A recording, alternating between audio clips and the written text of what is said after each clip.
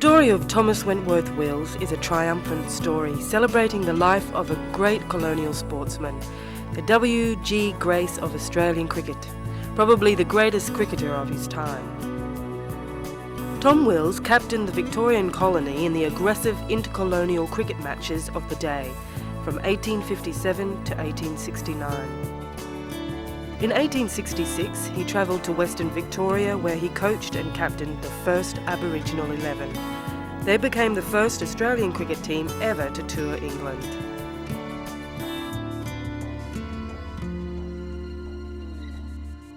It was Tom Wills who wrote the famous letter to Bell's Life, demanding a football game for cricketers to play in winter in order to keep fit.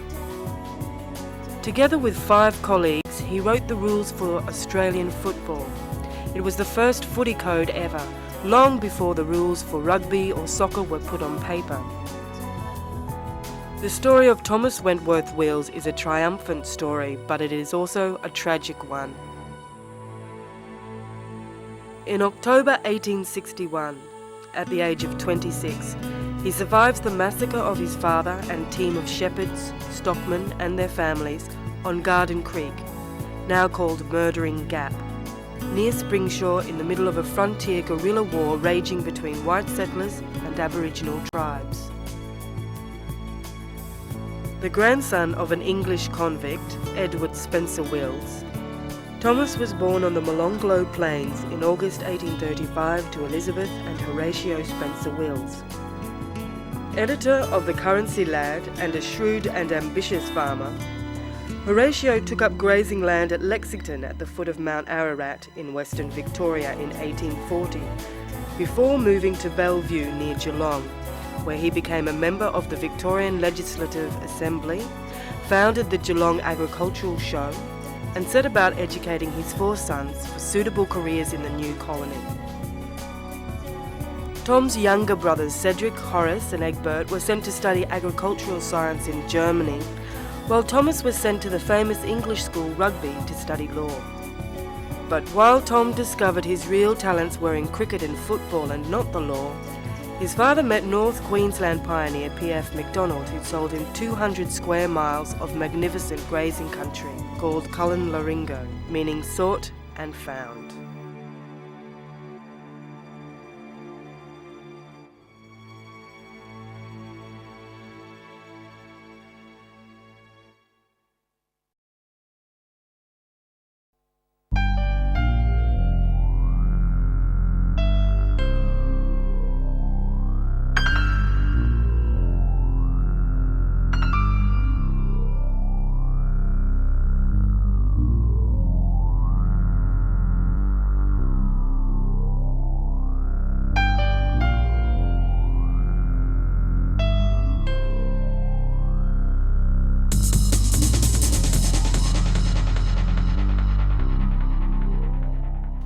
In January 1861, Horatio, accompanied by Tom and 23 stockmen, shepherds and their families, left Victoria on the steamer Telegraph for Brisbane.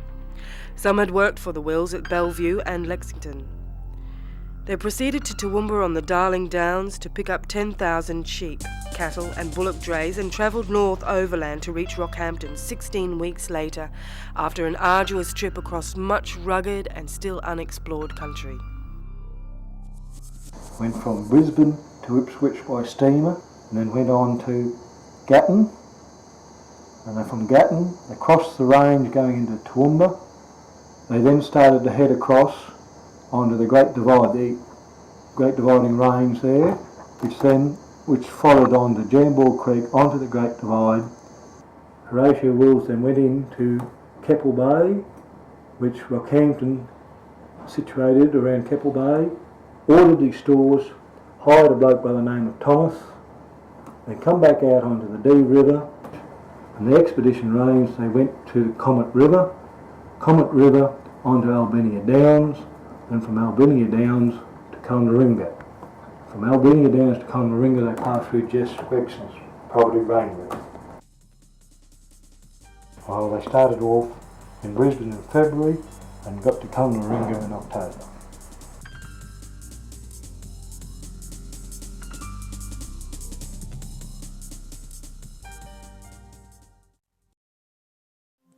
50 miles from Cullen Loringo, Jesse Gregson, manager of the Rainworth station near Springshaw, warned Horatio of the fierceness of the Dawson River tribes and told him of the recent Hornet Bank massacre of the Fraser family, some miles south. Mr. Wills and his party have formed a camp about a mile beyond my boundary, Separation Creek, distant 21 or 22 miles from Rainworth. Wills seemed surprised to find my people and myself carrying firearms. He said he had firearms, but they were in the drays. He wanted to befriend the local blacks and to use them in his workforce. The Wills party have moved into a situation where there were already seeds of a major Aboriginal European confrontation. Horatio Wills' party was certainly the best equipped and largest group to arrive on the Nagoa, and supposedly the best armed expedition to have entered the area. But Horatio ignored all warnings not to display supplies of food, clothing, blankets and other stores. He failed to understand the recent tensions between blacks and the white settlers who were taking over the precious Aboriginal waterholes, scaring away wild game, disturbing sacred sites. Where Aboriginals were using guerrilla tactics to strike at white settlers were retaliating in their own savage fashion. They were taking the Aboriginal country. The Aboriginals, they seen the country as their country, and they had to have a lot of country to live off of. You know, the food was very, very scarce. On October the 5th, 1861, Horatio, Tom and the main party crossed Separation Creek and arrived at Cullen Loringo to make their camp on Garden Creek. It was Horatio's 50th birthday. Jubilantly, he writes to his wife Elizabeth. My dear wife, thank heaven, Cullen Loringo at last. The teams and 7,600 sheep all here. Baker and 3 men about 4 miles or so back with ewes and lambs. Tomorrow we unload 2 drays and start them back to Albinia Downs. Tom will go with the drays to see all right and look after the bullocks. Our sheep cross the boundary of the run, the southern boundary, Separation Creek, on the 3rd day of October, my birthday. Next day I went exploring with Jeremy Baker and was rather surprised at the size of this magnificent station. On one creek, I think called Spring Creek, alone 25 to 30,000 sheep in fair seasons could be well kept. Today, Mr. Patrick, Lieutenant of Black Police and Troopers, gave us a call. Upon my word, the weather, or rather the sun, is hot. Would to goodness our yards were up, our shed, and Baker and Tom back again. Yours faithfully, Horatio Wills. On Thursday, October the 17th, one of the most significant Aboriginal attacks on European settlers occurred when 19 of Wills' party were killed. More whites died in this payback massacre than in any other conflict during the colony's frontier war. The blacks had been coming in early in the morning, but in the afternoon they came back in bigger numbers, and then something happened in the camp and the massacre took place. Nobody really knows what started it all, but it was retaliation from something that the other white settlers had done in the area.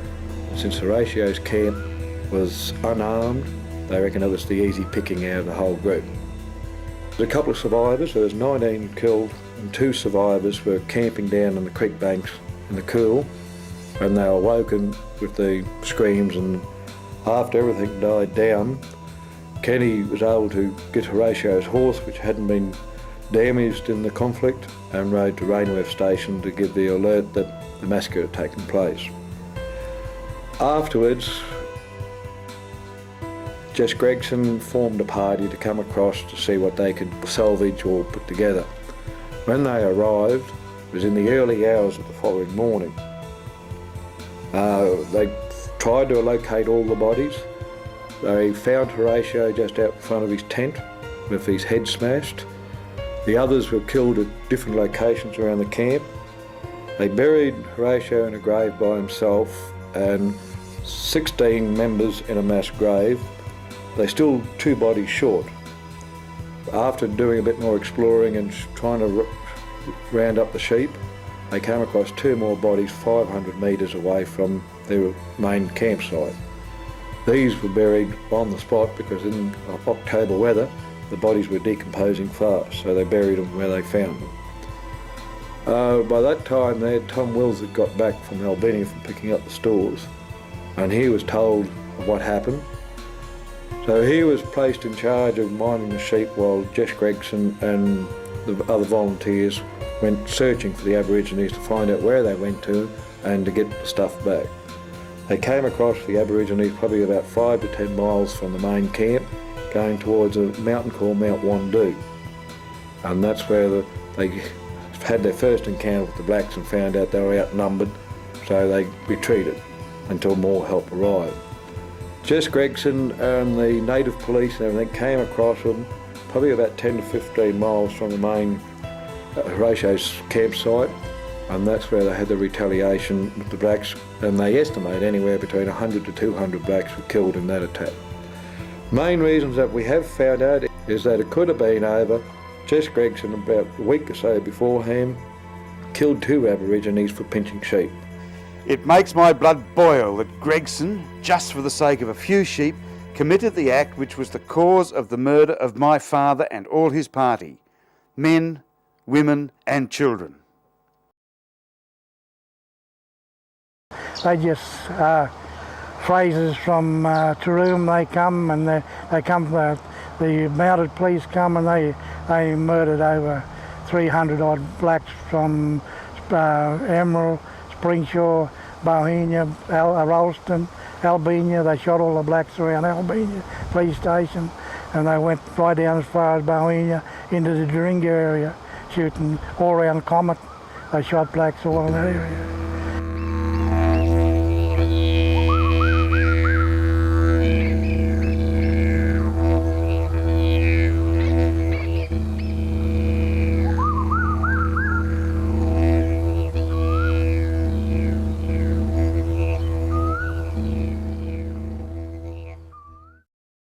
Horatio's decision to send his son Tom with Jim Baker and Bill Aubrey back to Albinia Downs certainly saved their lives.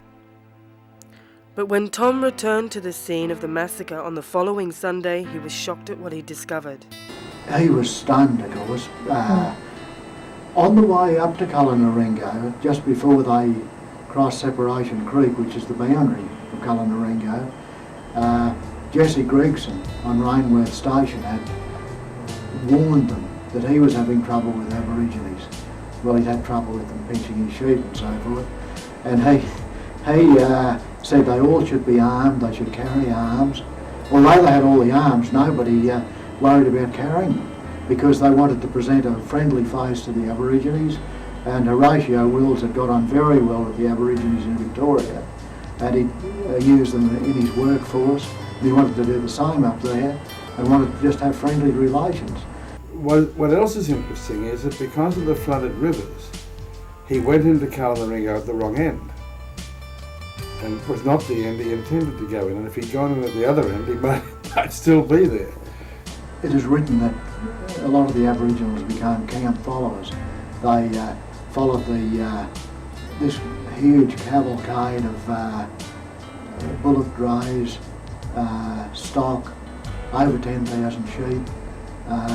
It is the biggest settling party that had ever travelled through that area of Queensland. I think it's very interesting to think about what would have happened if he'd gone into the North End, because he and Tom both had a history of getting on well with Aboriginals. Yes. And they got on very well with the Aboriginals in Moyston. And so left to his own devices, up at the northern end of the property, he may very well have got along well with them up there, but he came in at Gregson's end, and the Aboriginal tribe at that end of the property, I think, were pretty fed up, and I think with fairly good reason. And so I think that the massacre was, in my view, a classic payback. Okay. Yeah. A week later, needing help and advice and feeling a great sense of family obligation, Tom wrote to his cousin Coley Harrison in Victoria. Letter dated the 24th of October, 1861. Dear Coley, I have had not much time to go into particulars. I can only say that all our party, except 6, have been slaughtered by the blacks on the 17th. I'm in a great fix. If we had used common precautions, all would have been well. My poor father and Baker were both most brutally murdered. I want good men up here that thoroughly understand sheep. Please let Mr. Roop. 17th of October, just 9 months from the time we left Melbourne, 19 have been killed. Tell Elliot that poor George was killed close to the tent and had a small switch in his hand that he used to drive the sheep with. I have his pouch now. All the clothes of all sort gone. Flour, sugar and tea not touched, but blankets, shirts and beds were all gone. What a dreadful end after so much trouble we've had. The climate is splendid, but without good men I can do nothing. Horatio's widow Elizabeth wrote with great feeling to her sons at school in Germany, expressing her disbelief at the happenings at Murdering Gap. My dear boys, you as well as myself have met with so severe a loss that we will not cease to feel it during our whole life. You cannot, my dear children, make yourself believe that you have indeed lost your dear father for the last 3 weeks. I have not been able to persuade myself of the terrible loss we have sustained, but this day we have had a full account of the whole affair. Your father, hearing a loud noise among the blacks, came out to see, having his revolver in his belt. The blacks had struck down one of the women. He had only time to fire 1 out of 4 barrels when the poor fellow was struck on the dear cheek with a tomahawk, then dreadfully wounded about the neck. The poor women were found in their tent with their sewing in their hands, the man cook in the act of taking the cover off the oven, so that everyone was taken by surprise. May God bless and keep you safe, your affectionate mother, Elizabeth Wills.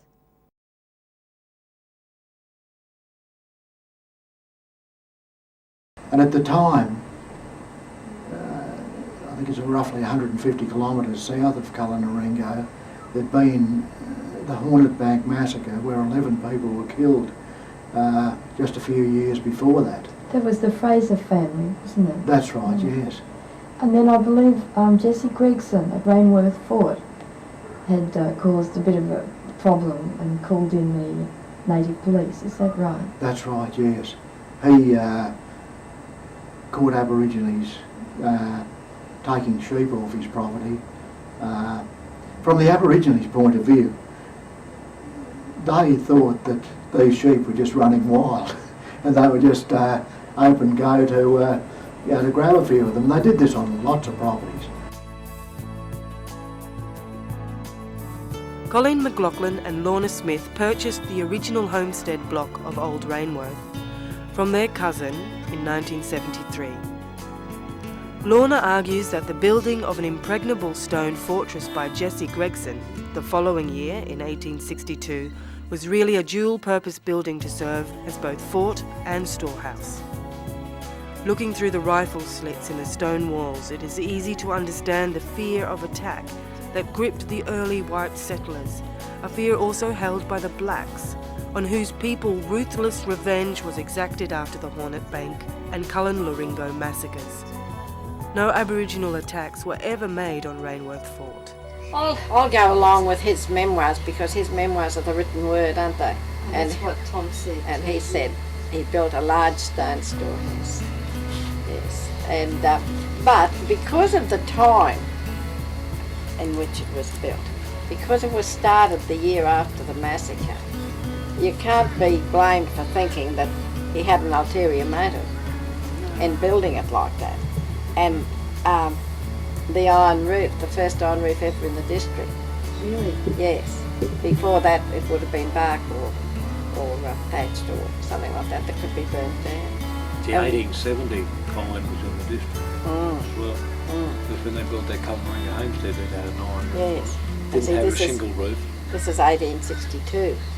So he was, a long way ahead of his time. And why are the doors double thickness of timber? And they're like that, aren't they? They're diagonal. Dual purpose building, I'd say. A dual purpose building, that'll do, yeah. The massacre ended up being a victory for the tribes because the whole of Australia saw what was happening. Yeah, that's true. That's really true. They seen what happened. Well, it didn't go over well with a lot of white people, and that was partly the victory for the Aboriginals in that area. They employed the Wilders right up to old Tommy and Coley and Antler. They still employed more Aboriginals than anybody else in the district. Tom, at the age of 26, stayed on with the few remaining stockmen to build a homestead, yards, fences, and generally set up a working station. It was a huge and daunting task. Tom was made manager in 1862, but it was often tough going with the trustees and family in Victoria. Tom had been taken out of the sporting world in Melbourne, where he was he had hero status. He was the best cricketer in Australia, I'd say, on all the accounts you read. He was captain of the Victorian cricket team. He'd founded Australian Rules. He was a celebrity, and he'd been taken out of that life to work and manage a station that he'd had very little to do with.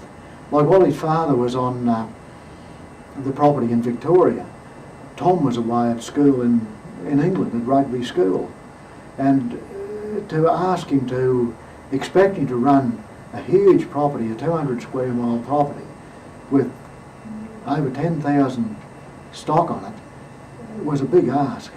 He's telling his mother, I'm obliged to put up a good shed, one that'll last 4 or 5 years at the cost of £200 and all. Also, we've got lambing coming up. On required a great amount of labour. Mr. Dance, a squatter from Peak Downs, was here the other night. He has 10,000 sheep, the largest run in Queensland.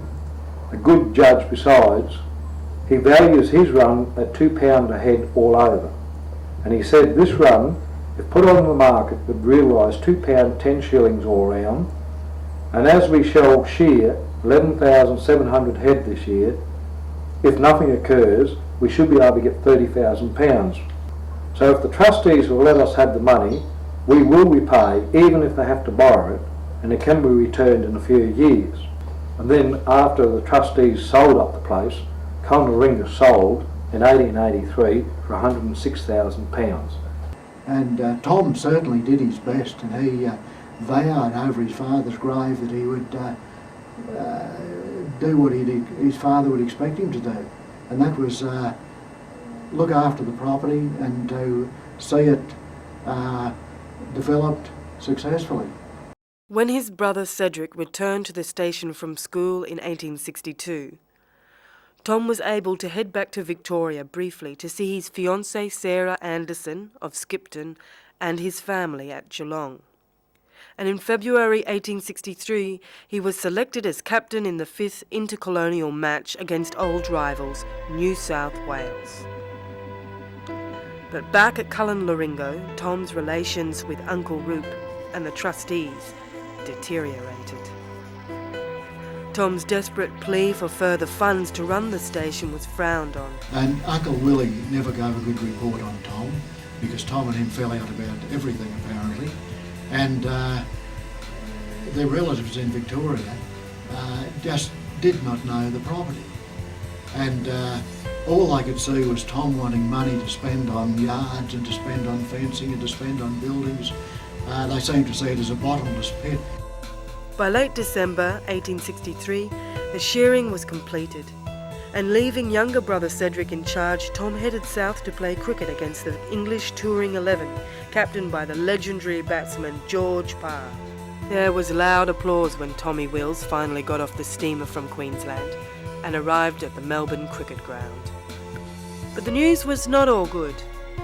Sarah Anderson, disturbed at Tom's unsettled life and his reported drinking problems, cancelled the engagement.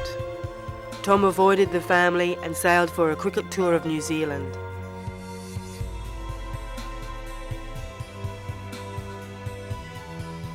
His mother Elizabeth wrote to Cedric, "Tom is not near the man for work as your poor father was." And the trustees, under the terms of Horatio's will, determined Tom should resign from management of the station. Geelong, February 20th, 1864. Mr. Cedric S. Wills, Culling Laringo. Dear Sir, by my letter you will see the trustees are taking every precaution to prevent any trifling with station funds, and it is for this cause mostly they have an agent at the station.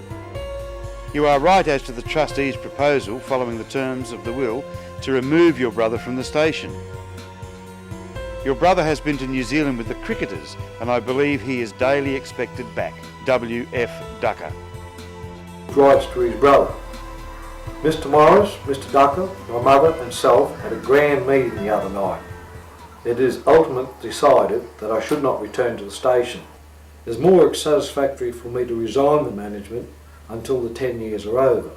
Asking Cedric to look after his old horse Jack, which was the horse that Horatio took up to Coloraringa. And Baker, I suppose, will still be left on. He is one of the surviving members of the massacre. And don't let Mr. Johnson ill-use the sheep. So Tom was then turning around giving Cedric instructions of how everything was to go, but the trustees had no faith in him. In 1881, Cullen Laringo was put up for sale and was purchased by Cedric, Horace and Egbert with sisters Lizzie and Minna. When the time came that the will said that the property had to be sold,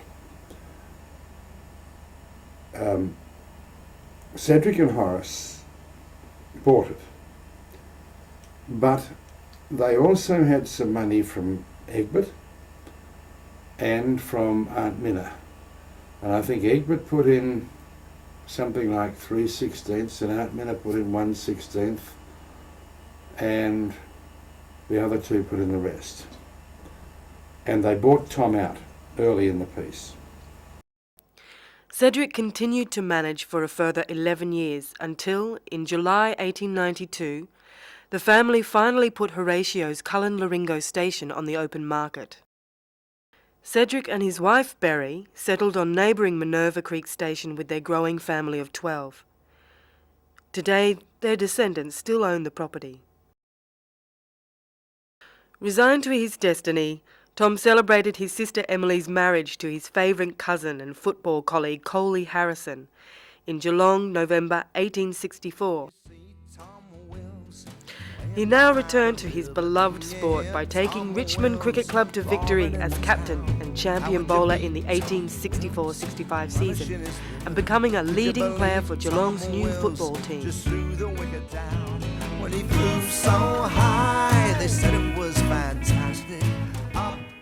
Let me state that my first remembrance of Tommy Wills was a match at Kennington Oval, where we were on opposite sides. He was pointed out to me as that young fellow from rugby who plays with a 4-pound bat and hits terrific. In those days, hundreds, if I might say thousands, congregated of an evening to watch the practice. The observed of all observers, with his Zingari stripe and somewhat flash get-up, fresh from rugby and college, with the polish of the old country upon him. He was then a model of muscular Christianity. He returned 4th of January 1864, in time to play the second English team, and I well recollect the cheer that greeted his appearance on the field on that occasion. Tommy Wills, to me, is a bit like Zola Butter, someone who is fundamentally a sportsman in whom huge historical forces come to rest, unbeknownst to them. And so he's gone from, growing up with Aboriginal kids, then he comes to school in Melbourne for a while, gets a black eye the first time he ever plays cricket. Then he goes to England at 15 and he dominates a school at sport, which puts a spiritual value on sport. And he comes back here and he's an English dandy when he steps off the boat. And he completely takes Victorian cricket by storm. And I think if you love sport, you would have seen a character like him, flamboyant, but can carry it off, can play. And he then revolutionises Victorian cricket, and at a time when Victoria is desperate for symbolic presentation of its departure from New South Wales. The cricketing public in Melbourne were just mad for, to improve their standard. They were playing hotly contested matches against New South Wales. These intercolonial matches were terribly important. The newspapers of the time, if you read them, almost give a ball-to-ball account of the play. Like the news when the Victorian team went to Sydney, it took weeks for the reports to come back, and everyone was waiting to hear how that got on.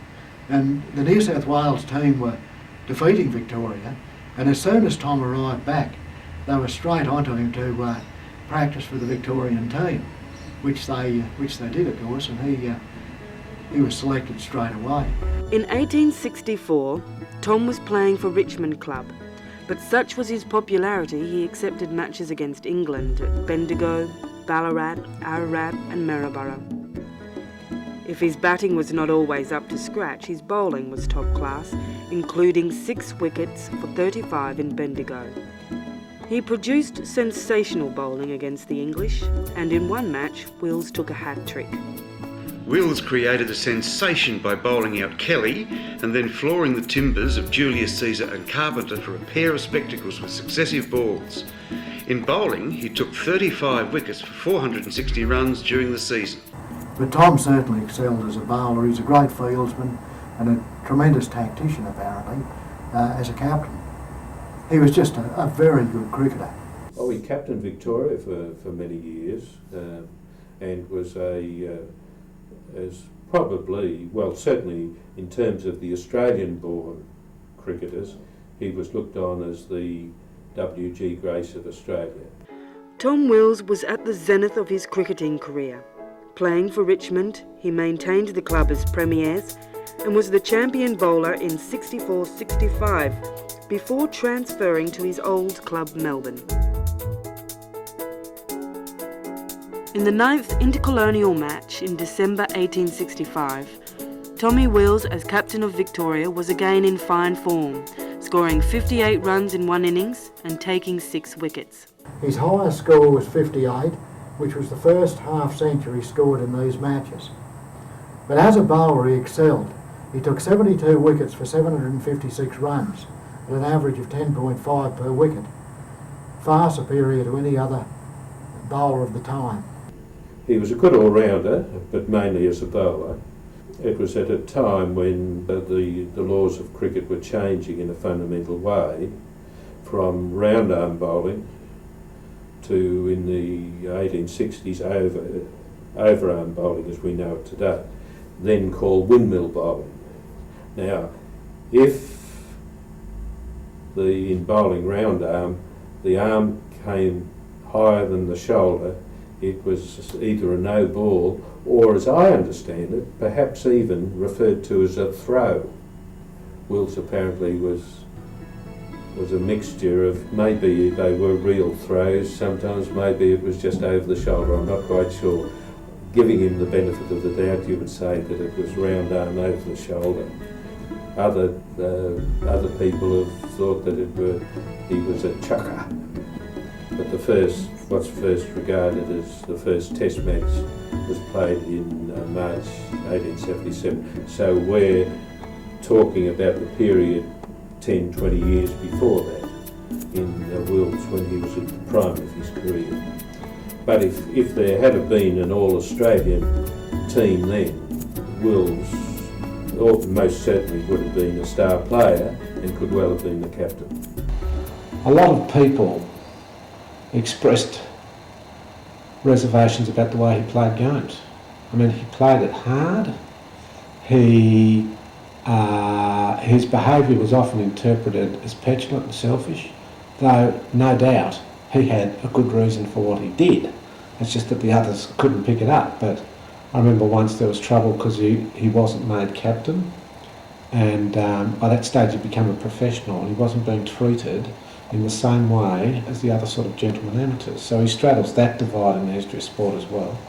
But I mean, there's always the recurring story that he chucked when he should have, instead of bowling. In 1861-62, H.H. Stevenson brought out the first English 11 to play cricket in Australia. It was just prior to the arrival of that team that Horatio and enticed Thomas Wentworth Wills, his son, to leave Victoria and go to the back blocks out of Rockhampton.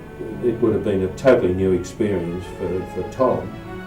And to think that he was up there in Queensland at the time when H.H. Stevenson's was playing, 11 was playing here in Victoria, and Tommy wasn't part of the Victorian team.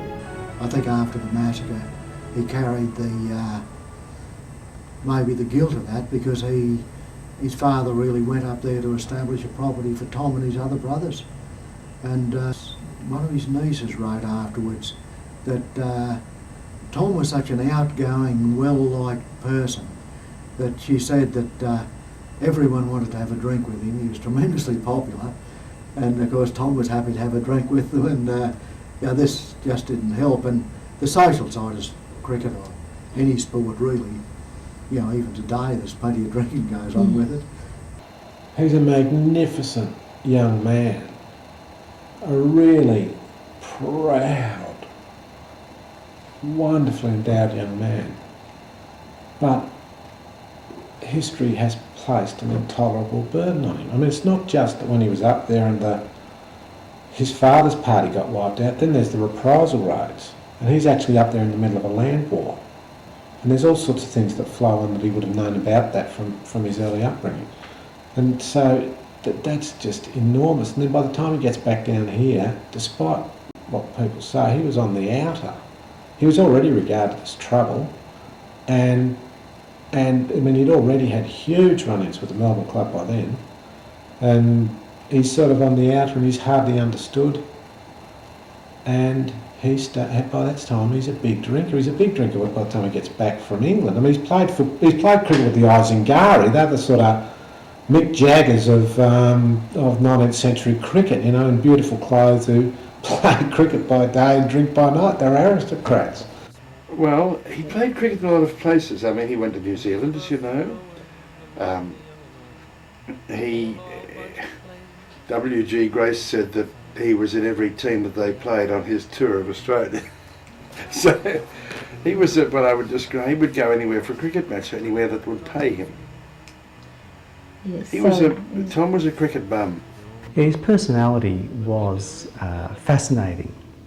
I mean, he was charismatic, and at times he was narcissistic.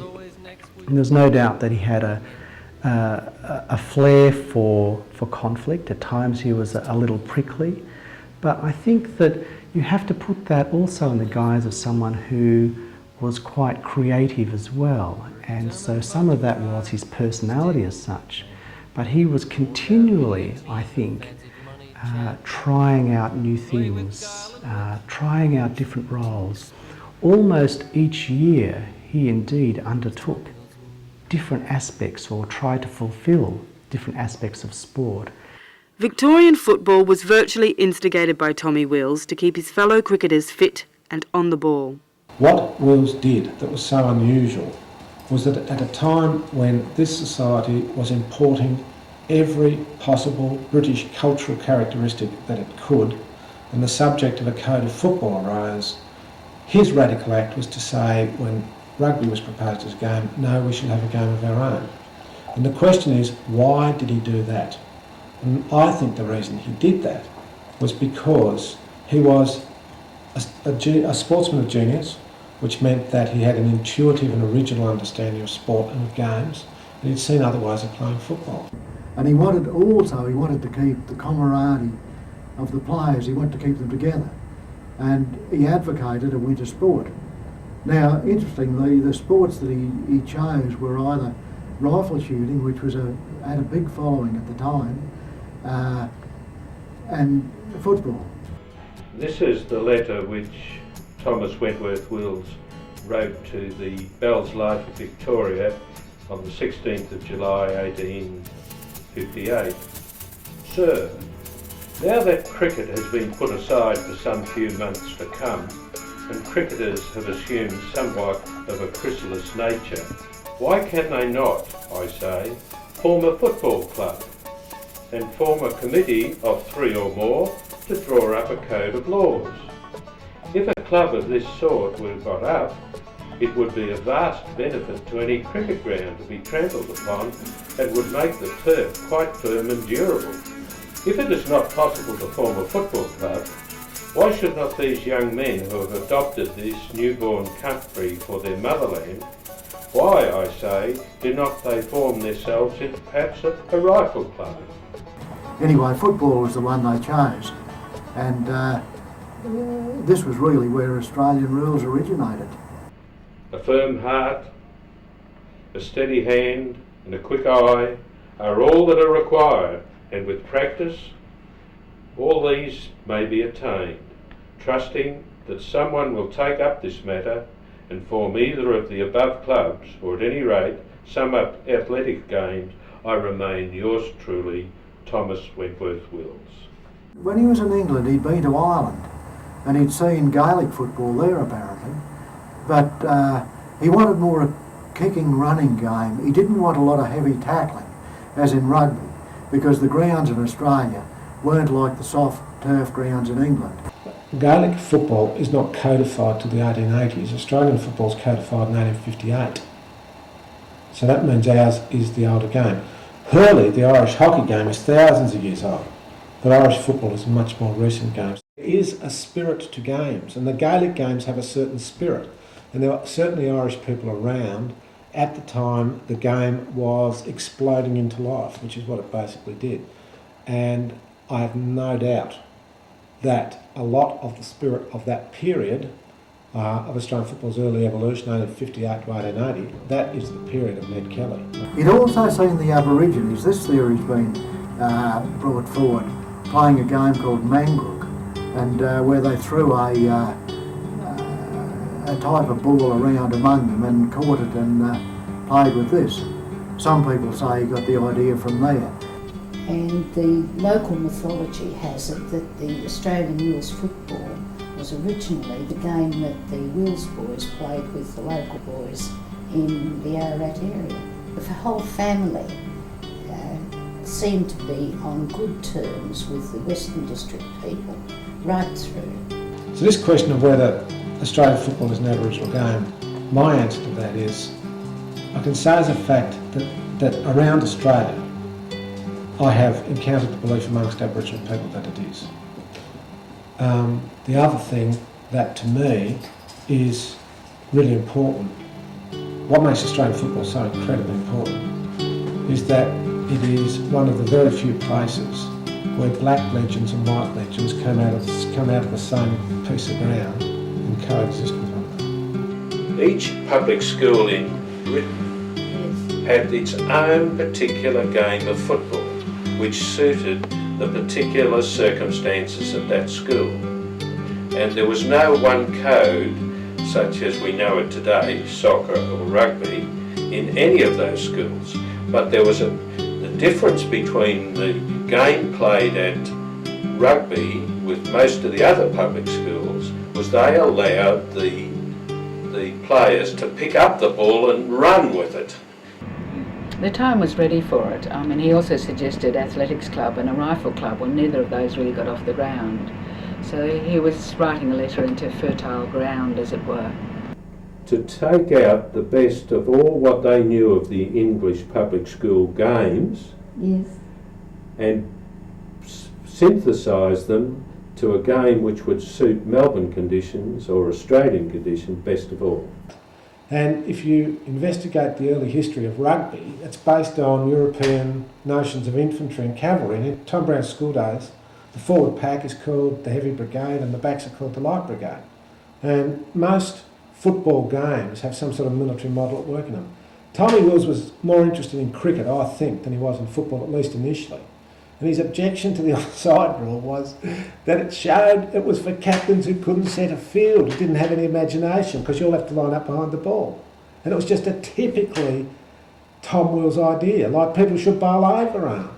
I mean, the rules are set out in May 1859, and after that they play lots of football every Saturday. A lot of young men had come to Melbourne for the gold, and once they'd drifted back into the city or discovered there wasn't a living to be made, like all young men, they wanted to play sport. Cricket was already organised, football wasn't, so it was a logical thing to do. I know that Tom's letter suggests that it would help keep cricketers fit. Well, after that letter that was written to Bell's Life, there was a match between Scotch College and Melbourne Grammar, which went over about almost a month before it was settled, with numerous players on both sides. It was played on Richmond Paddock in Yarra Park, with Wills as one of the umpires.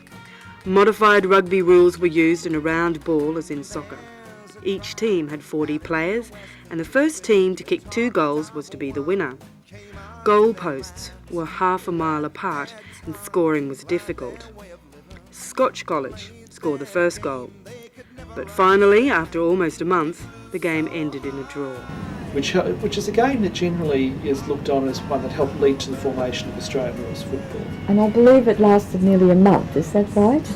It was on and off for a while. It took a couple of weeks, and they were rained down initially and it was wet, and then they had a game and there was no score, and they came back the next week and then somebody finally scored. It did go on.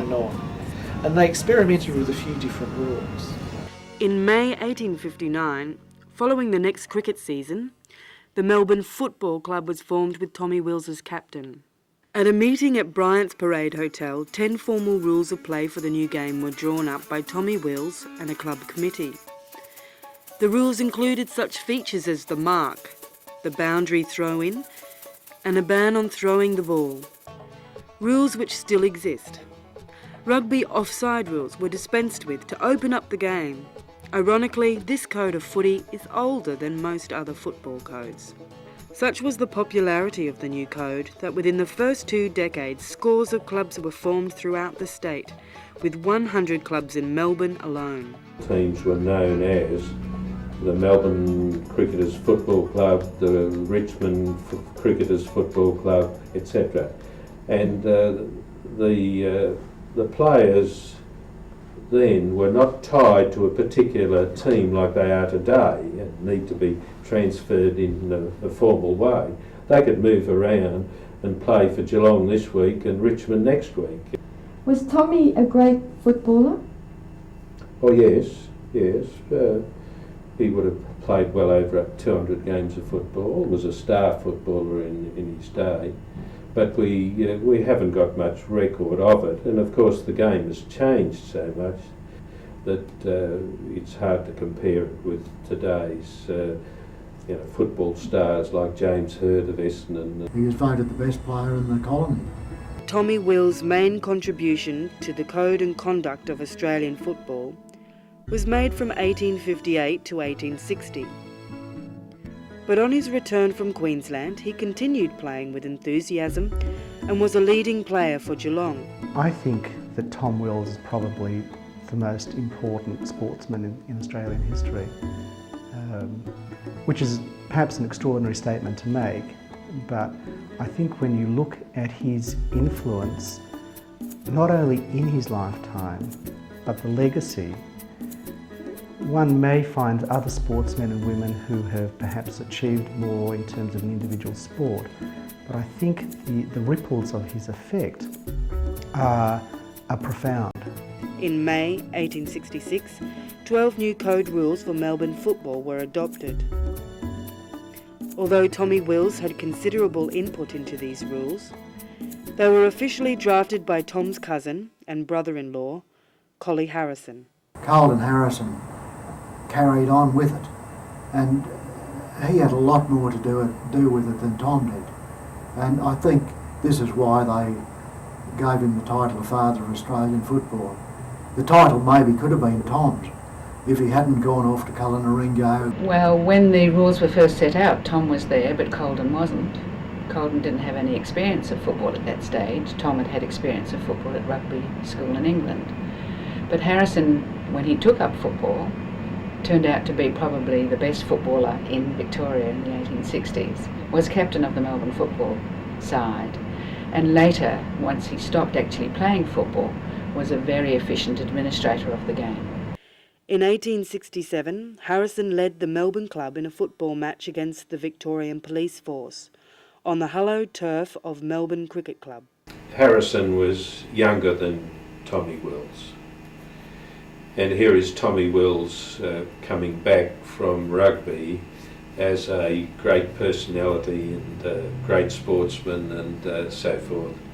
And the younger Colden Harrison would have been in awe of him, I would say.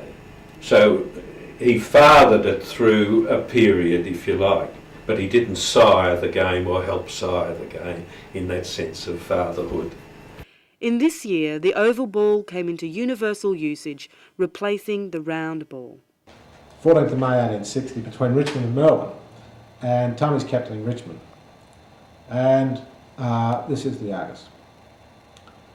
Another drawback to an otherwise almost perfect afternoon's enjoyment was the objectionable shape of the ball, which was oval, and is said to have gained the prize at the Great Exhibition, being of the new kind now in use at Rugby School.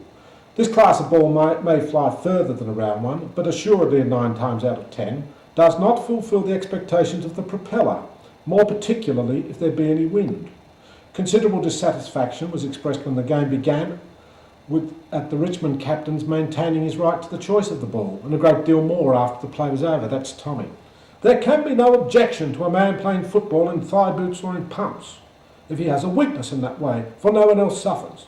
But the ball is, as it were, common property, and any abnormal condition in it affects all alike. This early game of Melbourne rules has today become Australian rules football, a game described as a religion with individual players afforded hero status. Hundreds of thousands attend AFL matches today. A record crowd of over 121,000 fans barracked for Carlton and Collingwood back in their 1970 grand final. Such an outcome in 1858 would have been unbelievable. Almost caught the sun. Maybe you caught Tom Wills returning from old Blighty. Maybe you bought Tom Wills a drink or two one night. Maybe you thought Tom Wills. In November 1866, a group of enthusiastic Western District cricketers approached Tom Wills to coach a talented Aboriginal country team. Some thought the choice of Wills surprising, considering the family tragedy at Cullen Laringa. On the other hand, Wills had grown up among Western Victorian blacks at Lexington. He knew their language, their customs, and, as a boy, had regarded many of them as his friends. In fact, it was the first Australian cricket team to tour England, of any, whether they were white players or black players. And there had been a bit of cricket played among the Aborigines. They got involved and they were athletic and they took to the game like magic, and they played very well. And they wanted to coach for this team down at Edenhope. And Tom applied for this job, and he, despite the Cullen Laringa massacre, Tom apparently had come to terms with that.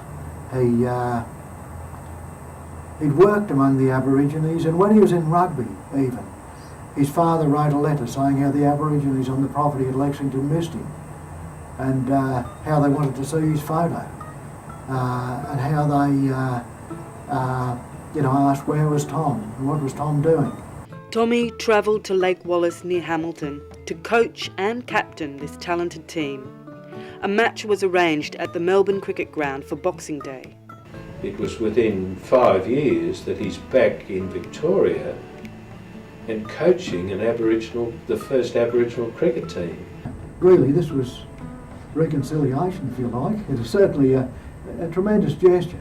The Melbourne Cricket Club offered to send down one of their number, namely Thomas Wentworth Wills, to help sharpen the skills of the Aboriginal cricketers in the Edenhope, Harrow area, which he did, and then he captained the team, brought them back to Melbourne.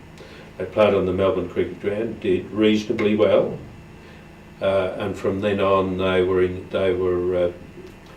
encouraged to extend the tour into New South Wales, and they played a series of matches there.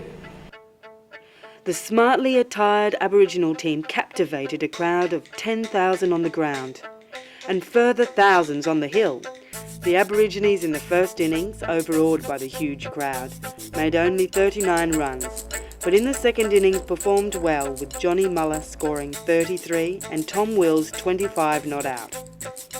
The best Aboriginal bowler was Johnny Cousins, who took 6 for 24. Although the MCC won the match, the Indigenous team won the hearts of the crowd. Tom Wills' popularity among the team was obvious. When a reporter from the Bendigo Advertiser suggested to team character Jellicoe that Tom should teach him to read and write, Jellicoe replied, "What use he Wills? He too much along of us. He speak nothing now but blackfellow talk." On the third day, a sports meeting was held. The crowd were entertained with spear and boomerang throwing. The 100 yards race, with competitors running backwards, was won by Tarpot. Throwing the cricket ball, won by Bullocky with a throw of 91 3/4 yards. And high jumping ended in a tie between Tom's cousin, Coley Harrison, and Tarpot at 5 feet 3 inches. A national tour and later a trip to England was proposed with Tom Wills as captain and Western District cricketer Bill Heyman as manager. The local tour began well, however interference from a confidence man known as Captain Gurnett almost destroyed the team's opportunities, with both manager Heyman and coach Tommy Wills accused by the bankrupt Captain Gurnett of breach of contract. They were approached by a con man who was going to do everything for them and did very little. High-profile English professional cricketer and captain of New South Wales, Charles Lawrence, took up the challenge and in 1868 set sail for England with the Aboriginal team that Wills had coached and captained. Heyman went along as manager. Tom had played with Lawrence many years before in Ireland and knew him well. But as Longstop wrote later, Tommy Wills would have been disappointed if not offended by being excluded from further involvement with the Aborigines. Really, it wasn't a matter of Lawrence displacing Wills or Wills not being selected or whatever. It was more the effect of picking the best man for the job. And if I had the same task of picking who would go, you'd have to go for Lawrence every time. Well, to me, Tommy Wills is Hamlet. He's Australian Hamlet. I think Muller's Othello, but Tommy Wills is the young man with the decision placed upon him, or the historical circumstance placed upon him, which is actually too great for him to resolve. And the question you often get asked is, why do you go down and coach the cricket team? And that's the Aboriginal cricket team. That's clearly got to be one of the key questions. And if he had taken them to Lords, they would have won that game probably. He would have been the first Australian captain at Lords to win at Lords.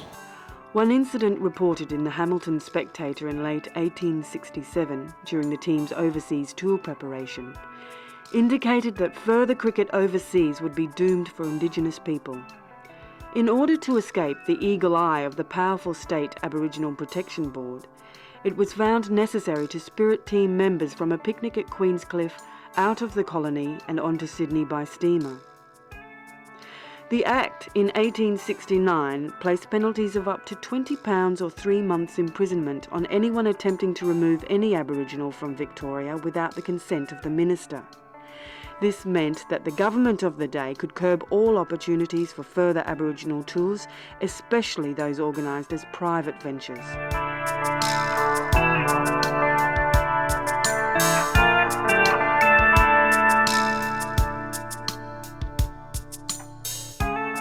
The Aboriginal tour was a great success, a decade before the first white Australian team played at Lords and 14 years before the Ashes were created.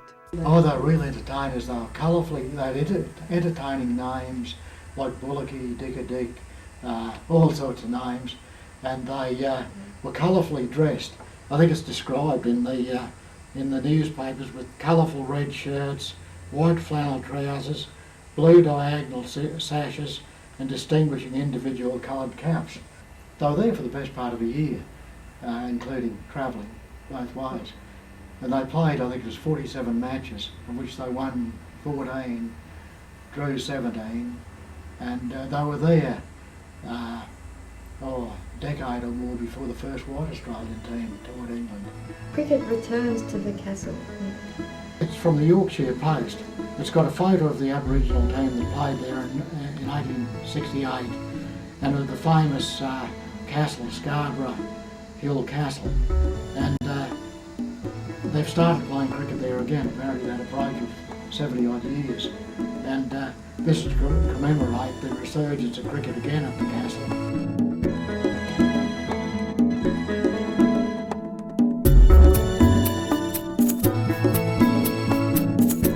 In October 1951, a memorial was unveiled at Edenhope near Lake Wallace to commemorate the feats of this famous Aboriginal team. The monument is located where the team practiced.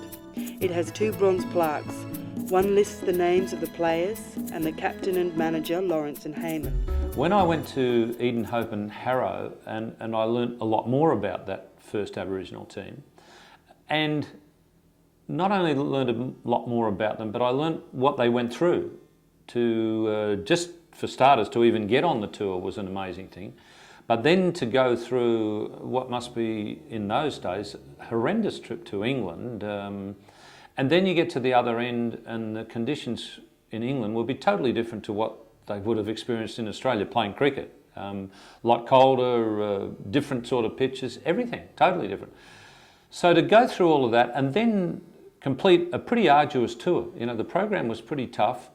They completed it honourably, you know, they played well, but they also entertained the people not just with their cricket, but with their other skills as well. And when I found out about this, I thought to myself, well, you know, if it hadn't have been for these guys, if these guys hadn't have gone there, or if they hadn't have gone there and been so successful, it wouldn't have been so easy for the next team to come, and so on. And that filters all the way down to the teams that I played in and the current Australian team. The first Aboriginal cricket team that went to England, we never knew about them because they went from Victoria, and Victoria was, you might as well say, another country.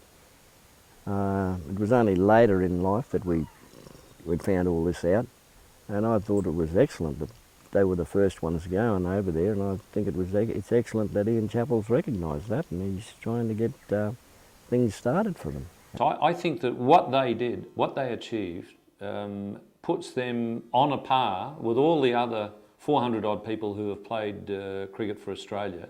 I think they should be recognised as along with anyone else because they were the first and they were the trailblazers, if you'd like to call it that, because they went over there, they played a heap of games and they won a heap, drew a heap, and they lost a few, but it must have been a good thing for them. I think there's a deserving case for Johnny Muller to be included in the Hall of Fame, because if you're looking at the Hall of Fame, there's a number of criteria that you would have to satisfy to get into the Hall of Fame.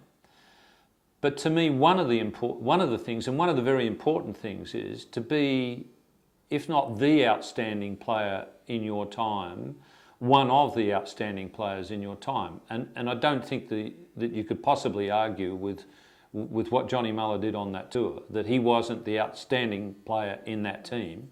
And as such, I think he deserves to be included in the Hall of Fame, as well as being recognised as an Australian cricketer.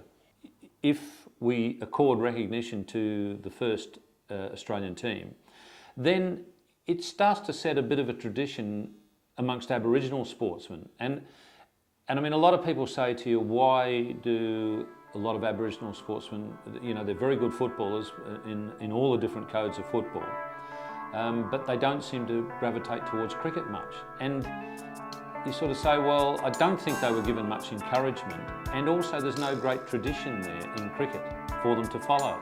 When we went to Brisbane and played down there, it was the first time I'd heard of Eddie Gilbert, and just following what he went through as far as prejudice and everything went, and he never ever got a run because of his colour, I suppose. And I was down there with another Aboriginal cricketer named Ian King. He played for Queensland actually, and that went on for about 5 years, and I just got sick of it and said, told me, missus, I said, let's pack our bags and go home, we're not going to get anywhere here. As far as prejudice went, we struck it in Brisbane around the clubs, but when we went back to North Queensland and played up there was never any prejudice against any black cricketer, and there was heaps of them up there, and good cricketers too. You know, I guess the preference for living for your average Aboriginal is in the bush, not in the cities. You know, they much prefer to live, you know, out because of their association with the land and their feeling for the land. So I guess there's always that difficulty of, you know, if you want to be recognised as a good cricketer, sooner or later you've basically got to come to the city. And I guess that's one hurdle that the game of cricket has got to overcome. Yeah, well, there's quite a few young Aboriginal cricketers playing around at the moment. Most of them are playing football. I think football is a cheaper option as far as sport goes. With cricket you need all the gear and you need a lot of travel, and with football you just put on a pair of boots and a pair of shorts and front up and you get a game, and it costs you nothing.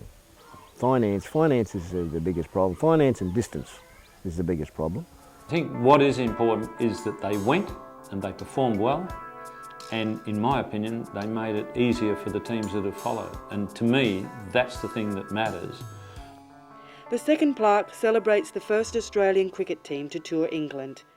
But the name of Tommy Wills, who did so much to develop the skills of this extraordinary team, is not included. The people who write that cricket was a gentleman's game and what's happened to the gentleman's game, they don't know anything about the history of the game of cricket, because it started in pubs and with betting. It's always been a game of conflict and controversy, and it sounds to me like Tom Wills was one of those captains who he was in charge of his team and he was going to stand up for them. There is a monument at Moyston near the former Wills property Lexington at the foot of Mount Ararat, which does celebrate Tommy Wills. And so do the bronze gates at the Melbourne Cricket Ground. That was one of the club's 150th birthday presents, I suppose, to itself, was the formation of the bronze gates at the Cordner entrance. There was a commission done. Robert Inkpen, I think, was the artist. And the gates are opened by the Governor-General just around the 150th birthday of the club, which should be September 1988. Well, look, I think he was certainly, by his contemporaries, he was revered. The wider family tried to distance themselves from the disgrace or whatever involved, and in doing so, poor old Tom became the back number. When the Great Southern Stand was being planned, we very internally within the Melbourne Cricket Club, we lobbied very, very strongly that T.W. Wills should be recognised. And of course, there is the Wills Room at the Melbourne Cricket Ground now, in recognition of his services. And you've seen the bronze gates. Yes. You've had a good look at them.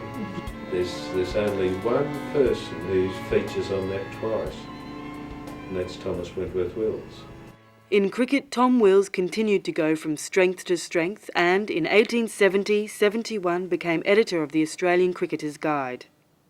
My dear Tom, I heartily wish you success in your undertaking, for it has too long been a disgrace to cricketers that they have not come forward in support of a permanent chronicle for their deeds of prowess on the green sward. The Cricketer's Guide ought to be as much a Victorian institution as the Turf Register. You first want my notions about cricket? Well then, I say that the bowling usually indulged in now is not bowling at all. To bump a ball, and so either frighten or endanger a batsman's limbs and trunk, is simply not cricket. A lazy lot of young vagabonds see Conway bowl high, or Wills chuck an odd one in. Straight away they feel inspired to sling and put them down, regardless of pace, pitch, or the normal play of the batsman. Again, wishing you success in your undertaking, I remain, my dear Tom, yours truly, J.B. Thomson.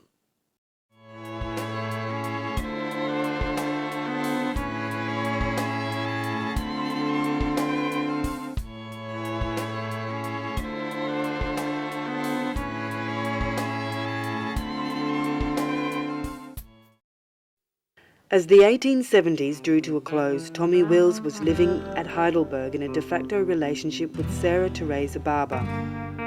He was drinking heavily and had largely drifted out of public view. His mother, some members of the family and some of his former friends had disowned him.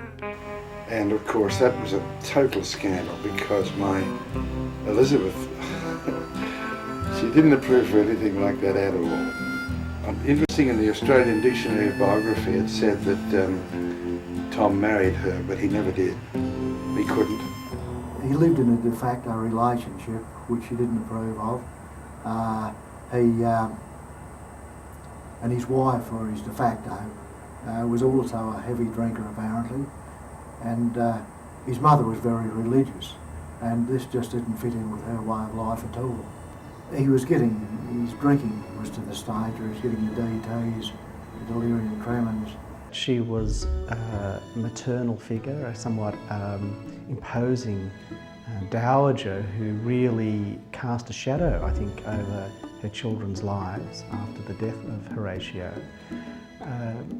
And she probably had their welfare at heart and was very concerned about material matters, and again had good reason to be, because she had seen much of her material wealth dissipate over a period of time. His payments from the sale of Cullen Loringo, controlled by Mr. Ducker, were grossly inadequate, and he wrote to Cedric asking for a loan of £10. In this letter to Horace, the last one he wrote, what known to written, shows that on the 15th of March 1880, he writes, "Dear Horace, many thanks for your order on Ducker, the £10 which I duly received from him.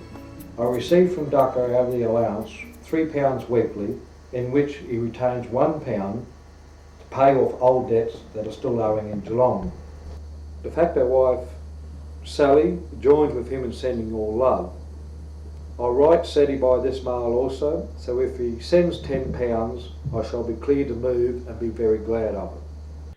Despite the greatness of his cricket and football achievements, there was always the reoccurring nightmare of that tragic massacre at Cullen Loringo. With his outgoing personality and early sporting success, Tom may have regarded himself as a failure. So Cullen Loringo and the killing of his father and Tom's reaction to it had a profound effect upon him. That I think we know from the letters. People who survive trauma often undergo significant changes in the way they think, the way they feel, and even their bodily experiences. And again, we have evidence from private letters and newspaper reports that the impact of that trauma affected him physically and affected him psychologically. On April the 28th, 1880, his heavy drinking resulted in his being placed under restraint. Now, he suffered from delirium tremens. Firstly, that diagnosis was made when he was admitted to the Melbourne Hospital on May the 1st, the day before he committed suicide. Now, delirium tremens was an extremely well-known entity at that particular time. So it would be a diagnosis that was known to the medical staff, and so they would be confident in their diagnosis. When Tom Wills was admitted to hospital, and certainly soon afterwards, he began to see apparitions. He felt persecuted, and this was reflected in his behaviour. I just give you particulars of poor old Tom. He and Sarah had been drinking to such an extent that he got into the horrors very bad, and as Sarah could not manage him on the 1st of May, Saturday, she took him into the hospital in the morning. Well, on Saturday night, Sarah was awakened at about 11 by some woman who had told her that Tom was on the veranda, so she got up to let him in. Then all night he spoke in a very queer way. He told Sarah that they had to die. And about 12, the old man who was watching him said, "Mr. Wills, I'm going to dinner." And Tom said, "All right," and went into the kitchen where Sarah and the girl were. Before this, they had hidden every sharp instrument around the house. When in the kitchen, the girl saw him pick up and tried 2 small knives, but they bent too easily. And when Sarah looked up and saw him with his arm raised and a pair of scissors in his hands, he then struck himself in the chest He ran and caught his arm, but then he'd struck himself twice more, falling at last and onto his elbows. They laid him on his bed, but he was dead within 2 minutes. He must have touched the heart, but he never spoke after he fell. Tom had told Sarah to write and tell Mama and to go to Docker to arrange her affairs. I'll send you a paper with remarks about Tom. 3 wounds through the vest and shirt, bled very little. The inquest noted that the deceased committed suicide while of unsound mind from excessive drinking. Thomas Wentworth Wills was buried on the hilltop in Warrigal Cemetery, Heidelberg. His burial arranged by his brother Egbert, sister Emily, and cousin Collie Harrison. His grave was only marked by a tombstone many years later when the Melbourne Cricket Club decided recognition should be paid to Tommy Wills in appreciation of his contribution to sport. The founder of Australian football and champion cricketer of his time is etched in gold letters on the tombstone. The Australasian reported, "If Tommy Wills had an enemy in this world, that enemy unhappily was himself alone." I think he was someone who was quite impulsive at times, who followed his whims, and whatever the fallout was, it was. Tommy Wills is the first of the gentleman sportsmen to be on first name terms with the crowd, otherwise called the mob. And they used to call him Tommy. And that was another aspect in the big power play over him, because not only was he the best sportsman, he had the affection of the crowd. They really loved him. Yeah, they loved Tommy. Well, why wouldn't they? He was the best.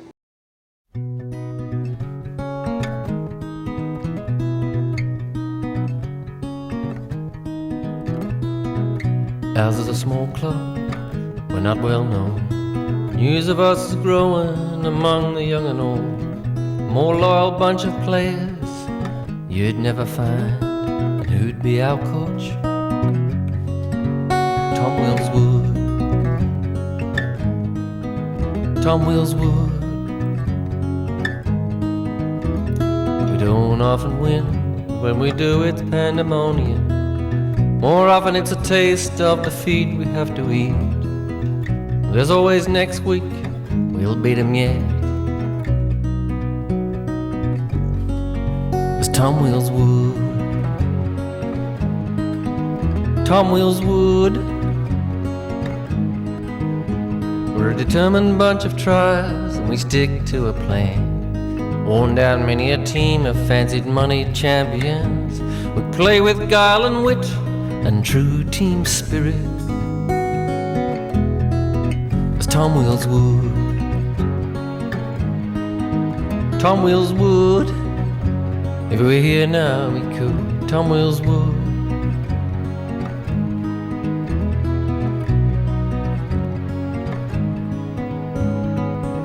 So if you're thinking to drop me from the team, I won't go quietly, I'll go mean.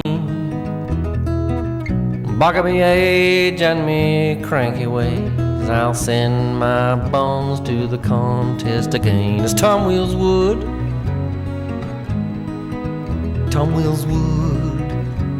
He'd be there if he could. Tom Wills would. When shadows draw along on my final day of play, don't drag me to a cold room, don't send me off that way. Let me run on, burning bright with dancing song, and stun the opposition, as Tom Wills would. Tom Wills would. If we were here now, we could. Tom Wills would.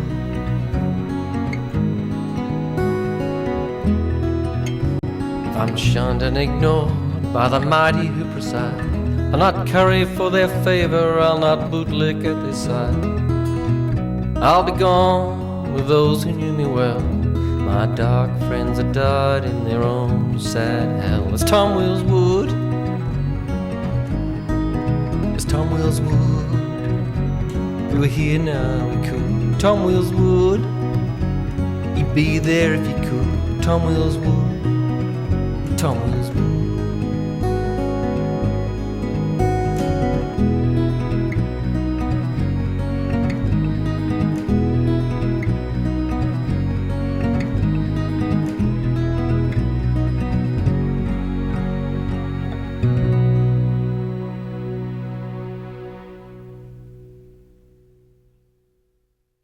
Didn't you see Tom Wills playing by the river? Didn't you hear Tom Wills roaring in the town? How would you beat Tom Wills, punishing his liver? Could you believe Tom Wills just threw the wicket down? When he flew so high, they said it was fantastic. Up and over everyone. My, oh my, nothing short of drastic. He almost caught the sun. Maybe you caught Tom Wills returning from Old Blighty. Maybe you bought Tom Wills a drink or two one night. Maybe you thought Tom Wills was nothing if not mighty. Maybe you caught his dream as it disappeared from sight. When he flew so high, they said it was fantastic. Up and over everyone. My, oh my, nothing short of drastic. He almost caught the sun. Maybe you saw Tom Wills punishing the leather. Did you adore Tom Wills striding to the crease? Could you ignore Tom Wills in the game for any weather? Did you deplore Tom Wills when the cheers began to cease? And in Heidelberg, conveniently forgotten, the world had no more use for one. Early ripe and early rotten. He almost caught the sun. Hey!